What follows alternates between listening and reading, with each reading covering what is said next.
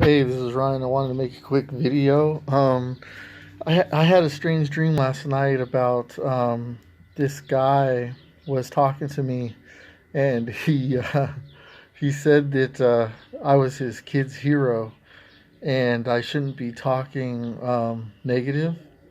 So, anyways, it was this dream. He said the dad was saying like, "Hey, my kid looks up to you."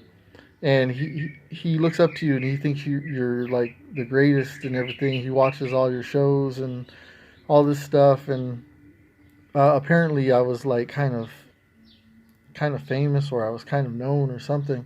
And he was the dad was mad at me because he was mad at me, but at the same time he was mad at me, but at the same time, he knew that I was a good person. I had good intentions, but maybe I made a video or I said something that was negative, and the dad was like, "How could you say that? My son lives in the most poverty-stricken city, and he goes to school, and this and that." And I was like, "Oh, he has a school?"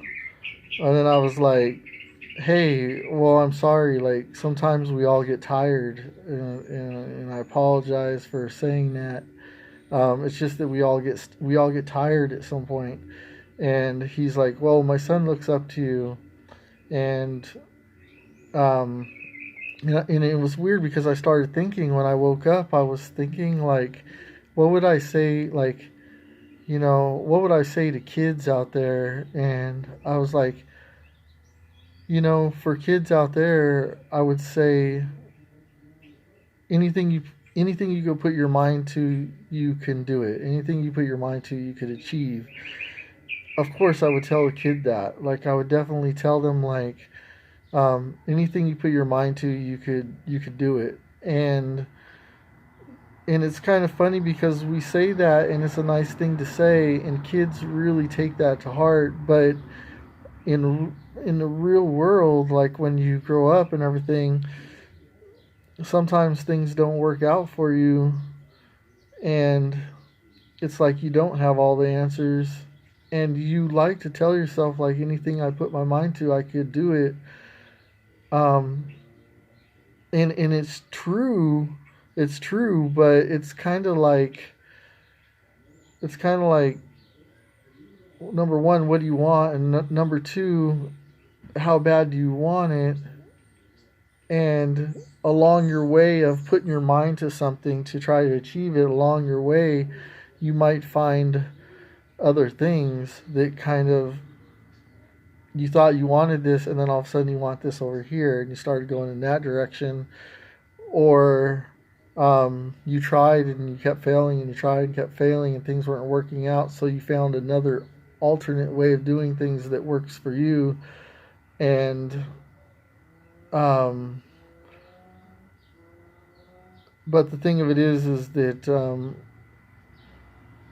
I hope I hope that the dream really went deep into me. And I was thinking like, if there was like something that I did, if there was something that I do to one day, I don't know, it just gave me motivation. It gave me motivation to be like, what would I tell this kid? Like, would I tell him like, "Hey, you live in a poverty city, there's no hope for you. You could try a bunch of stuff, but it won't work out." And that's kind of true in a way, but at the same time it's not true, because you don't know. You never know. I mean, the odds are against it. Of course, if you're in a poverty area, I would recommend getting out of that poverty area and going to a wealthier area to do your business or to try to do better, because a poverty area is difficult to like do better in. It seems like people have to get out of a poverty area to go to a different area to do better. And a lot of times, kind of for anybody, they have to go to a different place to do better for themselves most of the time. Um, But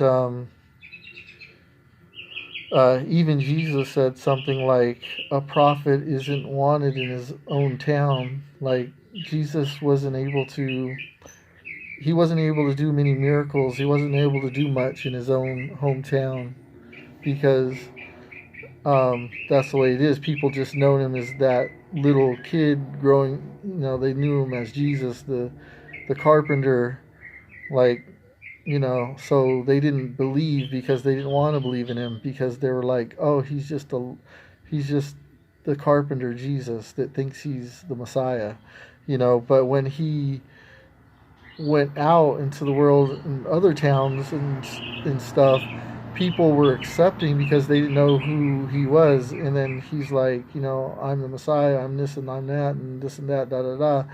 And they're like, oh, wow. But when he came back to his hometown, everybody kind of was like, no, he's not. He's not the person he says he is. He's not anything special. He's just that. He's just that kid. He's the carpenter. You know what I mean? He's Joseph's son. Like, he's just the guy we grew up with, and he's not anything special. So, anyways, that's just a video I wanted to make real quick about my dream that I had, and if anybody was listening to my advices and stuff like that, that's one thing that I would say is that I wouldn't say you can't make it in a poverty area, and I would say that anything you put your mind to, you could do. I just feel like a smarter thing to do would be to try to get out of the poverty area because like, for me, I live in a place where, well, it used to be kind of like nobody out here, but now there's people with money, but still, even my own town is kind of like laid back lake people that don't really spend their money on fancy things. Now, if I were to go to like Temecula or certain other cities where people they're more wealthy and they spend their money on they spend their money more, you have more of an opportunity. Of course, every business person out here knows that. Everybody knows, hey, if you go to Marietta or Temecula or Corona or Riverside or Los Angeles, you're going to get more business or whatever. So anyway, just wanted to make this video real quick. This is Ryan. Talk to you later. Peace. I'm out.